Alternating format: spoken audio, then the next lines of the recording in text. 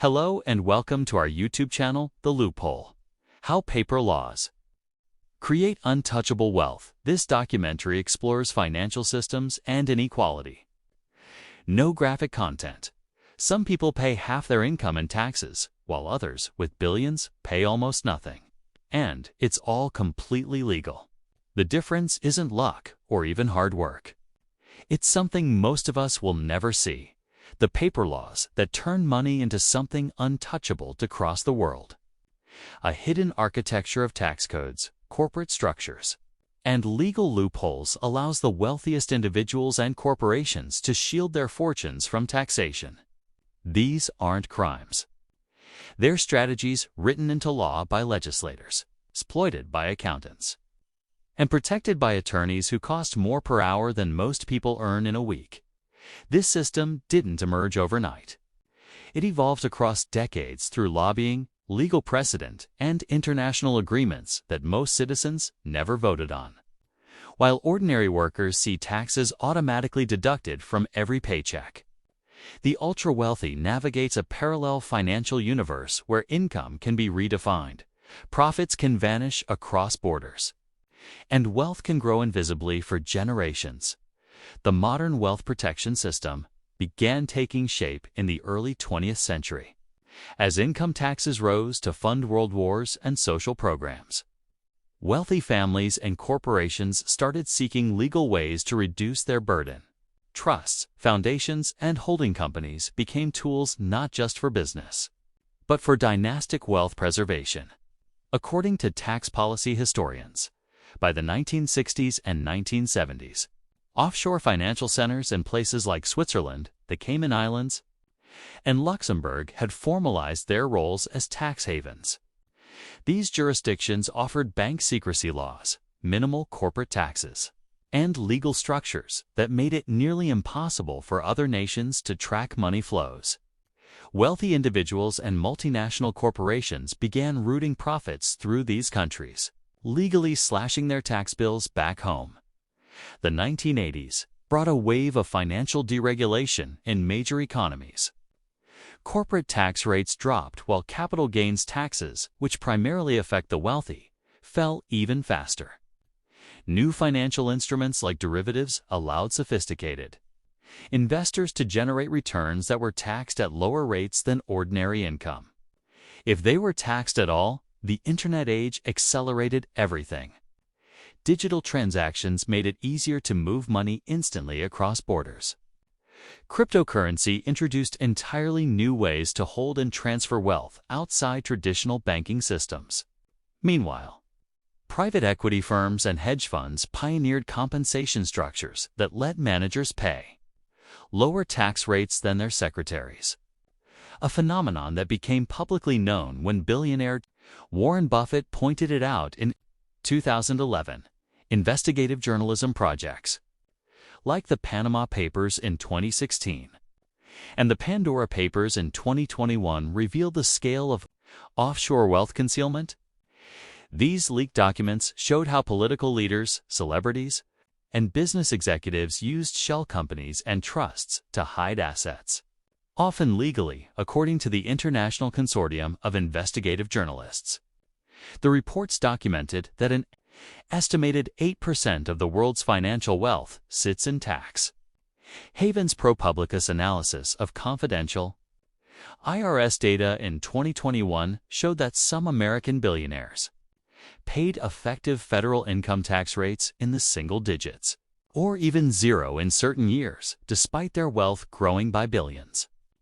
This occurred through legal strategies, borrowing against appreciated assets instead of selling them, claiming business losses, and using charitable foundations that provide tax deductions while maintaining family control over donated wealth.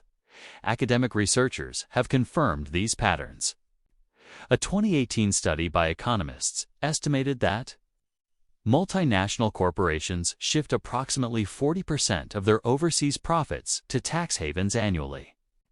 Costing governments worldwide an estimated $200 billion in lost revenue. The methods are technical but legal: transfer pricing arrangements, intellectual property licensing between subsidiaries, and debt loading in high-tax countries. Defenders of the current system argue that these structures serve legitimate purposes beyond tax avoidance. Corporate trusts and foundations fund charitable work, support innovation, and allow businesses to operate efficiently across borders. Lower capital gains taxes, they contend, encourage investment and risk-taking that drives economic growth. Some economists maintain that high tax rates on the wealthy could reduce entrepreneurship and push productive individuals to leave their home countries. Legal experts note that tax avoidance, meaning the use of legal strategies to minimize taxes, differs fundamentally from tax evasion, which involves illegal concealment or fraud. The wealthy, they argue, are simply using options available within the law. If societies disapprove, the solution is changing legislation, not blaming those who follow existing rules. Critics counter that the distinction between avoidance and evasion has become meaningless when the wealthy help write the rules. They point to lobbying data showing financial and corporate interests spend hundreds of millions annually influencing tax policy. The system isn't neutral, they argue. It's deliberately designed to benefit those who can afford sophisticated legal counsel. For middle-class families, the consequences are tangible.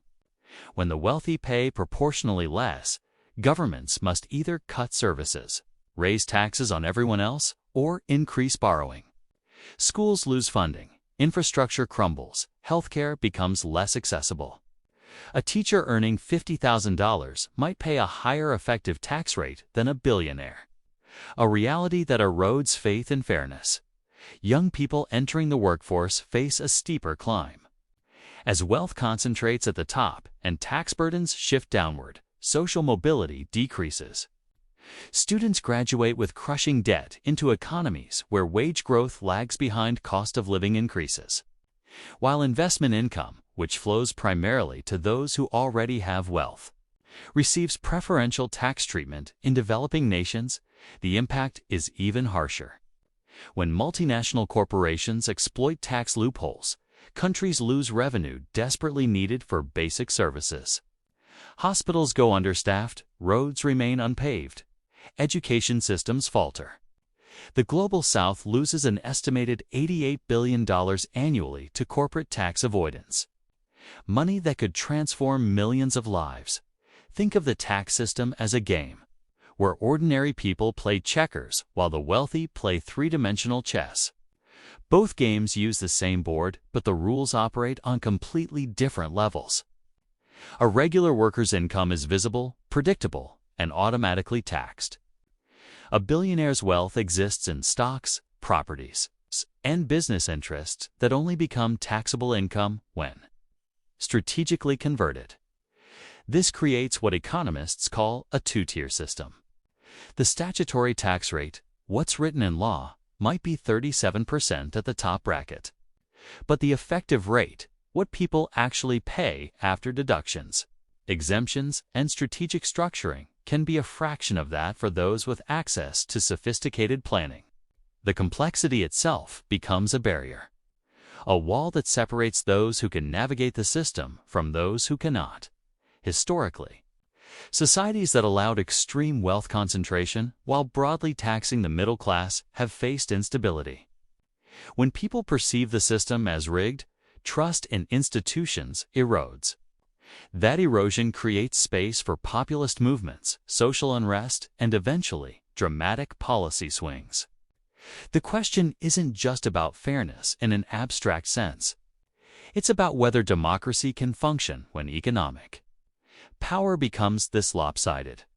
We know that legal structures allow the ultra-wealthy to pay dramatically lower tax rates than ordinary workers, that offshore havens and complex corporate arrangements shield trillions from taxation, and that this system was deliberately constructed through decades of lobbying and legislation. What remains uncertain is whether democratic institutions have the capacity to reform a system that benefits those with the most political influence. The next chapter of this story is being written right now.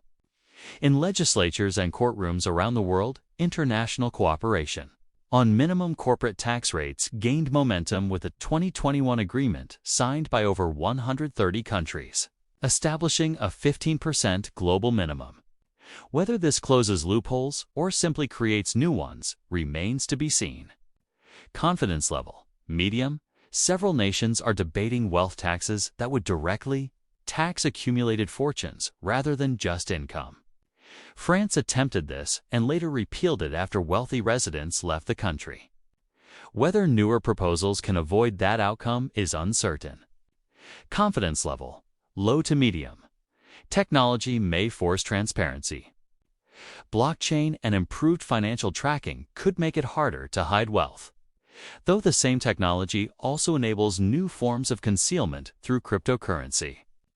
The arms race between regulation and avoidance will likely accelerate. Confidence level high that change is coming, uncertain which direction it favors. Public awareness is rising.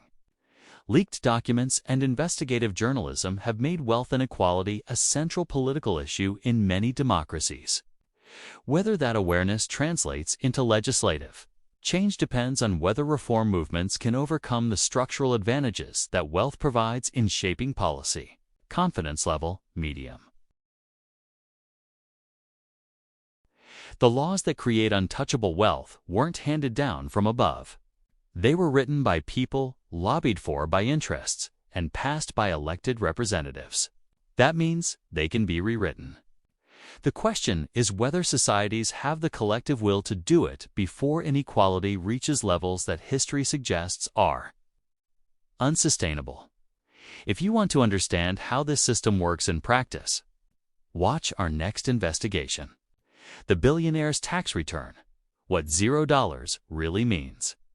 We break down actual IRS data to show you exactly how legal strategies turn billions in wealth into zero in taxes.